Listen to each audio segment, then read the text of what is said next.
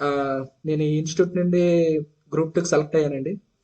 ఆ, ఇక్కడ ఇతను చెప్పిన దీనివల్ల నేను సక్సెస్ అయ్యానని చెప్పడానికి చాలా సంతోషం వ్యక్తం చేస్తున్నాను. అప్పుడే చేయమని చెప్పాను మా సార్కి, యూట్యూబ్ ఛానల్ స్టార్ట్ చేయండి సార్ అంటే, అతనికి అంటే ఆల్రెడీ అతను రైల్వేలో జాబ్ చేస్తున్నారు కాబట్టి అతనికి కుదరడం జరగలేదు.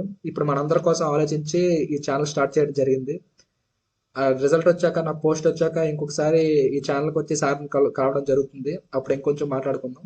ఒకసారి రివిజన్ చేసిన తర్వాత ఈ ప్రాక్టీస్ బిట్లు అన్ని ఎక్కువ చేయడం వల్ల మనకి సబ్జెక్ట్ ఎక్కువగా ఇంప్రూవ్మెంట్ జరుగుతుంది. కాబట్టి నేను డైలీగా మీకు ఆ ప్రీవియస్ ఇయర్ క్వశ్చన్లో ప్రతి సబ్జెక్ట్ నుండి అందిస్తాం. కాబట్టి మీరు చేయాల్సిందల్లా ఓన్లీ సబ్స్క్రైబ్ చేయండి, షేర్ చేయండి, మీ ఫ్రెండ్స్తో ఎక్కువ షేర్ చేయించండి. దానివల్ల మీతో పాటు వాళ్ళకి కూడా యూజ్ జరుగుతుంది.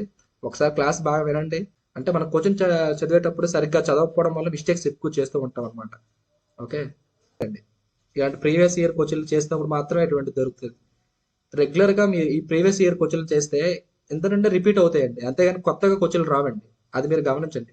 మీరు ఎగ్జామ్స్ అలా పాత పేపర్లు చూస్తున్న కొద్దీ ఇచ్చిన క్వశ్చన్లే అలా వస్తాయి, కానీ కొత్త క్వశ్చన్లు రావండి. అందుకే ప్రీవియస్ ఇయర్ క్వశ్చన్లు చూడడం అనేది చాలా చాలా ఇంపార్టెంట్. కలకత్తా ఏర్పడింది 1773, సార్ ఎలిజా ఇంపే అనుకొని పెడతాం. కానీ అక్కడ క్వశ్చన్ ఏమి అడిగాడు? మద్రాస్ అడిగాడు. సింపుల్గా మనల్ని బోల్తా కొట్టిస్తాడు. మద్రాస్. ఓకే. ఆన్సర్ 1800 అండి.